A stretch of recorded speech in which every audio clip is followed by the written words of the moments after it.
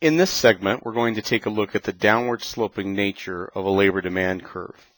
As we do this, we'll think about marginal product of labor, marginal revenue product of labor, and the labor demand curve itself. But let's first consider just a couple of very basic items. We know that the labor demand curve is downward sloped. We've seen this a couple of times, but we have never really expressly identified why it's downward sloped or what it necessarily means. So let's think about this in simplistic terms, and then we'll become a little bit more detailed.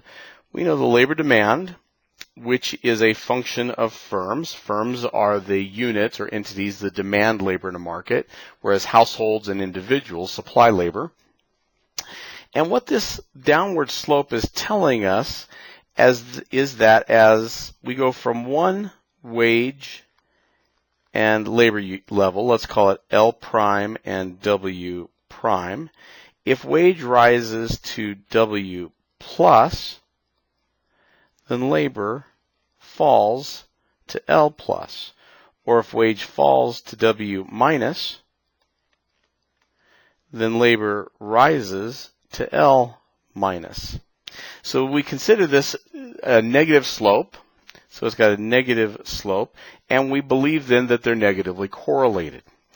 We can see this a little bit more clearly perhaps by looking at a demand schedule. Let's assume for a moment that we have a labor demand relation or equation that is 75 minus 4W. Labor demand equals 75 minus 4W. Well, if we give this a table where we have wage and labor, at a wage of 0, we have labor of 75. At a wage of 5, we have a labor of 55. At a wage of 10, we have labor of 75 minus 4 times 10, or 35. At a wage of 15, then we have 75 times, or minus 4 times 15, or minus 60 of 15. And then at a wage of 20, we then had negative 5. Well, all right, as we see a decline, or rather an increase in the number of labor units, we see a decrease, as we see an increase in the wage, we see a decrease in the number of units of labor. So that's a negative correlation. That's consistent with our negatively sloped labor demand curve.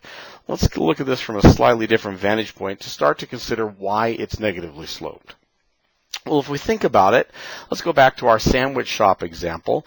We can think of the marginal product of labor, which is the change in quantity divided by a change in labor. Let's assume here that we have some labor and some quantity, and where we have 0 and 0. That makes sense. No labor units, no output.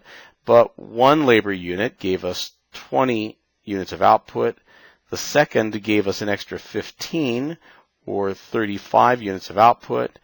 The third gave us an extra 10, or 45 units of output. The fourth gave us an extra 5, or 50 units of output. The fifth didn't give us anything extra, so we're still at 50 units of output. And the sixth actually cost us something. We're down at 45 again. Well, that's going to give us a marginal product of labor, which is really undefined to begin with. But then it's at 20, 15, 10, 5, 0, and negative 5. So as the labor units rise, the marginal product of labor declines. So it is negatively correlated. And we know from having graphed this before, we know that it's going to look something like this. And we have gone negative here then at 6 units of labor. So somewhere at 6, it gives us negative 5. Whoops.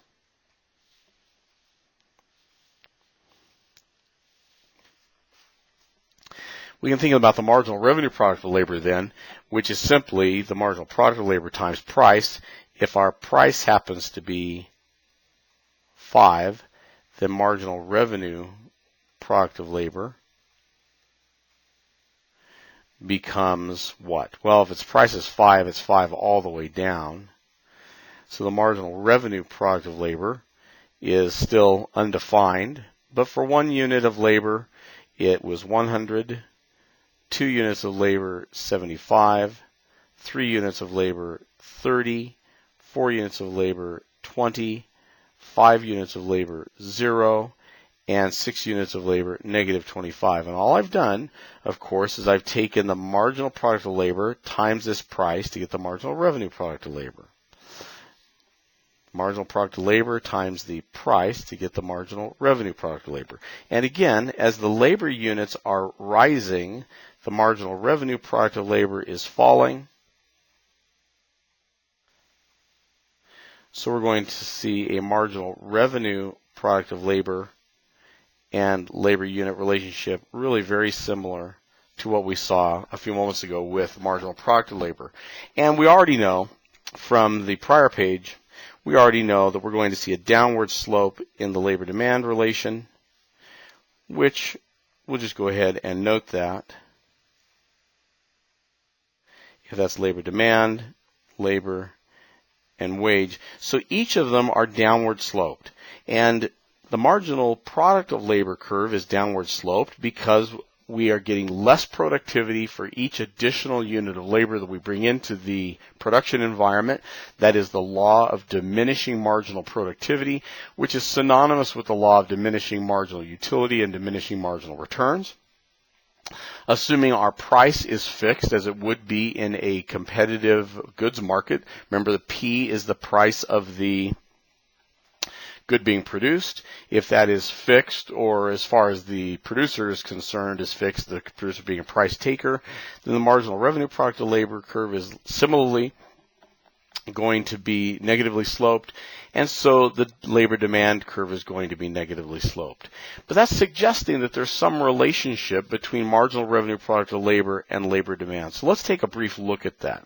Let's assume for a moment that we have a labor demand equal to 75 minus 4W. And I've already indicated in the first of the slides what kind of a table that might give us. We've shown that it would have a downward slope to it. We haven't articulated exactly what that looks like, but that's easily done. We can plot that very simply to do that. But how does that relate to the marginal revenue product of labor? We saw here that they're both negatively sloped. That would make sense to us. But how do they relate in this competitive market? Well, I'll suggest that they relate perfectly, that in fact they are the same relationship. And this is based on a premise of marginal revenue product of labor is equal to the wage in a competitive market. So let's think about how this might play out then. If that's the case, then I can say that labor demand, or L, is equal to 75 minus 4 MRP of L, if I'm simply substituting MRP of L for wage. So labor is equal to 75 minus 4 MRP of L. And I can rearrange that by saying 4 MRP of L is equal to 75 minus labor, and I've shortened this to simply labor rather than labor demand because we're talking about the demand side, and this relationship of MRP of L being equal to wage is exclusively a demand relationship. So I can divide both sides by 4 to arrive at the point where MRP of L is equal to 75 divided by 4 minus L divided by 4, and that would be equal to 18.75 minus 1/4 L, or MRP of L is equal to 18.75 minus 1/4 L, which is not coincidentally this marginal revenue product of labor relationship that I gave us. So I said that these two are the same, and they are the same if we have utilized the marginal revenue product of labor being equal to the wage, which is a competitive market condition. And in each case, we're going to see then